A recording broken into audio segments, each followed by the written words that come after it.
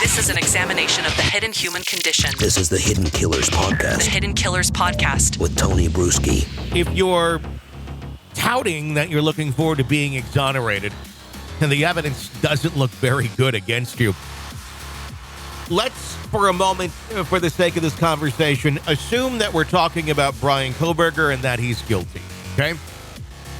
Obviously innocent until proven guilty, but let's just assume guilt right now, okay? Shavaun Scott is joining us. She's a psychotherapist and author. Shavaun, can you provide some insight into what that might be going through someone's mind, like Bryan Kohberger, enabling them to say things like they're looking forward to being exonerated, at least through their attorneys? For the kind of person that we would anticipate being a serial killer, which is the type of murder that we're looking at with Kohberger, it is the same methodology of a serial killer. Whether or not he has killed other people, we don't know. Mm-hmm. But if he did, in fact, commit the Idaho college student murders, then he would in all likelihood have gone on to commit other murders. And so for that type of criminal, there's a big element of, look what I can do. I'm smarter than everyone else. I can fool everyone else. I can get away with things. And that's just a huge motivator for them. And so it doesn't surprise me that he would think he's going to beat the charge. And I believe that Ted Bundy did the same thing, with his being arrested, escaping, trying to serve as his own attorney. There's just a theatrical element to this and this theme of I'm smarter than everyone else. And so I'm going to get out of it. And, you might look at it objectively and say that's absurd, but obviously people can have very different ways of thinking. Very much so. Let's talk about that. I mean, his own psychological state. I mean, what is going on there? Does someone like that truly believe that they are innocent of these crimes based on the prism they're going through? Or do they know that they're pulling one over on everybody? Or are they looking at it completely different? Yeah, it's all about the term is duping delight. It's like I get a thrill out of pulling things over on people and fooling people and having this sense of power from doing that. Mm-hmm. So I don't think in any way he's psychotic, which would mean he's so delusional he doesn't know what he did or he doesn't remember doing it. I don't think we see any evidence of that at all. But definitely it would be, I'm just smarter than everybody else, which is one of the things that is consistently said about Kohberger by people that knew him. He always thought he was the smartest guy in the room and liked to let people know that. So this would just be an extension of that. So when his Kohbergers have been described, or his lawyers rather, have been describing him as calm and easy to speak with, what does that tell us about his mental state or personality by those observations? Yeah, he's not psychotic. He's not hallucinating. He's not delusional. He's not ranting and raving. He's not highly emotional. We haven't seen anything at all that would indicate he's out of control in any way. So I'm sure they find him to be kind of a model client. He's methodical, he's thoughtful, he in all likelihood has plans for how he's going to pursue his innocent plea here. And, it all fits. I don't think we're going to be seeing much different from him as this moves forward. What's your take on the parents being questioned by a grand jury in Pennsylvania this last week? I know the police are saying that he is not connected to this. We have no evidence about it. But, I mean, what are the odds? You have the parents of a suspected serial killer being called into a grand jury for another murder. What would be the purpose of having them in there? Was it simply to exonerate him of that and put him at a place or time? Or what was the purpose of all that? Yeah, it's certainly, as I understand it, it's they were subpoenaed to testify. And, a grand jury can compel people to testify, which is why if they wanted to question them, this might have been the best way to go about it. And it doesn't add up that it would involve anything other than the possible connection to another murder. Mm-hmm. And as I understand it, the police have come out and said, oh no, we have no evidence connecting him to this disappearance of another woman in May of 2022 who was found dead last month. But there can't be any other reasonable explanation other than they're fishing for more information that could tie Kohberger to the case or to another case, a similar case.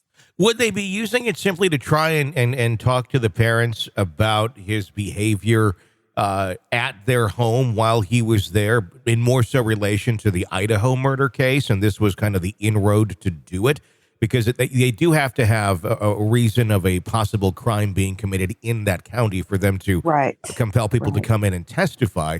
But then again, would that be some sort of a false pretense, though, as well, if you're bringing people in truly to question them about something else than what you're telling them you're coming in for? I don't even know what the rules would be for that, or the legality. Yeah, I have no idea what the rules are for something like that, but it does seem sort of like a fishing expedition. But I guess it's something that's allowed if they have a good reason for, a suspicion that it certainly would be done. So makes sense to me that it's all connected somehow. And correct me if I'm wrong, but the police don't necessarily need to tell anyone anything, and they can certainly say he has nothing to do with this right now. Exactly. Even if they do have stuff on him. Even if they do, they are not bound by any kind of journalism ethics to tell the rest of us what they're up to.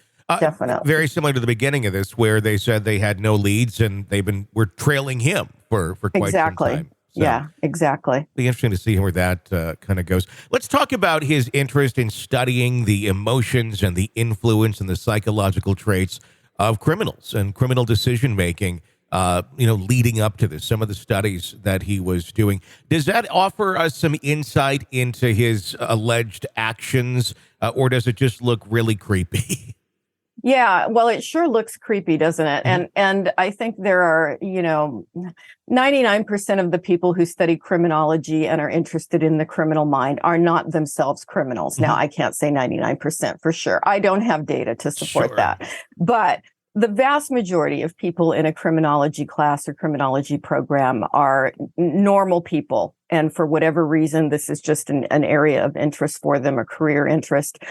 But there's a small percentage of people who do become fascinated with the criminal mind for all the wrong reasons.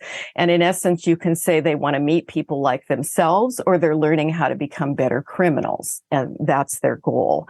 And they may find, the stories of horrible crimes exciting, so there's an emotional drive to study this stuff. And I think that's probably what we would see in this case, is that he was always fascinated with the dark side of his own mind and really wants to learn how to get away with things. And that's interesting. I mean, look at all of the people who find these sort of things exciting. I mean, it's pretty much why we have a show. Right. And I mean, there's a huge facet of society that wants to understand it. And try to, solve that murder. We've always kind of been like that. With that being said, though, what is the tipping point? Is this something where deep down, someone who was able to commit a crime like this has been sitting there thinking about doing this homicidal type fantasies, if you will, for many, many years, going back to when they first found interest in this? Or is this something where someone gets into this, they start studying it on a professional level in college academic courses and such, and then it raises their light bulb above their head saying, maybe I could do this just to see what it's like? Yeah, I think it's the former. I think that this is a person who had probably been having the thoughts and fantasies since adolescence, early adolescence even. And over time, they evolved into more and more elaborate fantasies. And then, here's an opportunity to study the criminal mind in college. Let's do that. And this is probably a person that's always been reading about criminals and crime and murder and all these things. I think for most of us, it's a curious topic. It's foreign to us because it's so far from the way we go through the world. We don't go through the world thinking about murder and rape and who we're going to hurt. It's just not the way we think. And by understanding this, it gives us a greater sense of having a sense of power, if you want to say. How do we protect ourselves in the world? And, we can overdo it and watch too much to the point we start to think the entire world is made up of, serial killers, which is clearly distortion. Mm-hmm. But on the other hand, I think that there's it's sort of a healthy interest versus a real unhealthy preoccupation. And I think for someone that commits a murder, it's the unhealthy preoccupation for all the wrong reasons. They're really not interested in making the world a better place and keeping their family safe. This is an examination of the hidden human condition. This is the Hidden Killers Podcast. The Hidden Killers Podcast. With Tony Brueski. Shavaun Scott, thank you for that insight. We'd love to hear your thoughts on any of the cases we're following for you. 888-5-KILLER is our phone number. 888-5-KILLER. You can weigh in 24/7 on any of the cases that we're following for you right here. My name's Tony Brueski. Stay with us.